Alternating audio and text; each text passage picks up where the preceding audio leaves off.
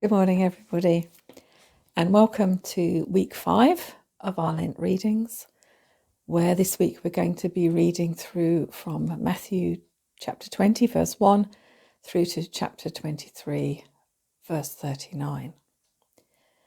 I guess the key action of this section of scripture is Jesus' entry into Jerusalem and the clearing of the temple.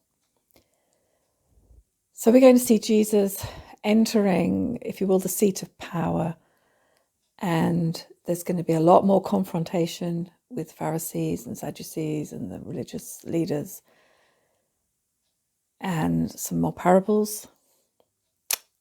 But the key thing I think we're going to get now is that we are entering the last week of Jesus' life. So it's like the pace is going to quicken. We're going to get much more detail about each day of this last week as Jesus walks through it.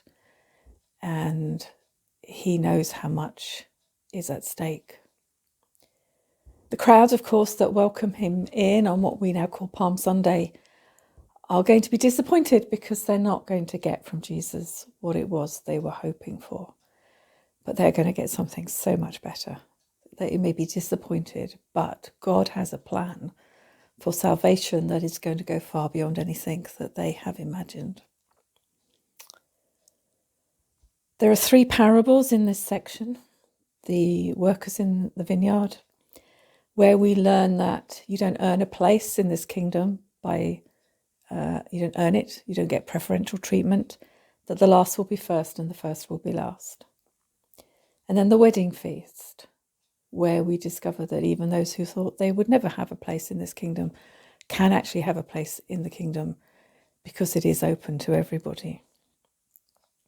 And then the parable of the tenants, which the Pharisees hated because they knew Jesus was having a go at them. The people who would not receive the prophets, who would eventually also kill the Son.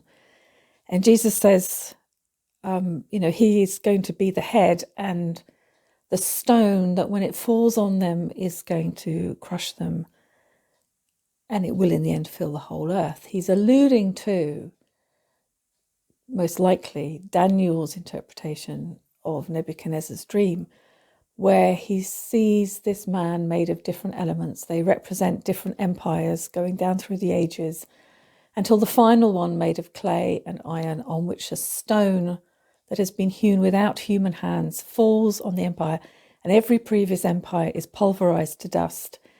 But the stone that falls then grows and fills the whole earth. It's prophetic of what is about to happen. In the seat of power in Jerusalem, or in close to Jerusalem, Jesus is going to have a lot of confrontations with the Pharisees about paying taxes, with the Sadducees about the resurrection. They're all trying to catch him out as much as they can. And then he just, no holds barred, he just condemns them for their behavior, for their lack of love, for their hypocrisy, for the fact that they keep people from God. They don't enter in themselves. And then he brings judgment on Jerusalem, which must have been quite shocking. I imagine the disciples must have found that quite shocking. And we know, of course, from history that this judgment gets fulfilled in AD 70. There's a little incident in the clearing of the temple, which I'd never noticed before, where in the middle of it all, as Jesus condemns them for not having allowed it to be a place of prayer, Matthew then tells us that Jesus healed the blind and the lame. Nothing new in that. You would think Jesus healed a lot of blind people. We will have read one of the stories. And the lame, and there must have been other sick people there. But Matthew very specifically says he healed the lame and the blind. And if you go back to 2 Samuel 5, when David first captured Jerusalem and it became the city of David, David is so angry with the Jebusites because they taunted him that even the lame and the blind could keep him out of their city, that a saying arose, we're told, that says, "No lame or blind shall enter the house." And so here in the house, Jesus is healing the lame and the blind. Everything is a message to say that everything is going to be turned upside down. The key teaching in this section, I would suggest, is Matthew 22, verses 37 to 39, We're asked, what is the greatest commandment? Jesus says you should love the Lord your God with all your heart, your soul, your mind, and your neighbour as yourself. That's the root of everything he's doing.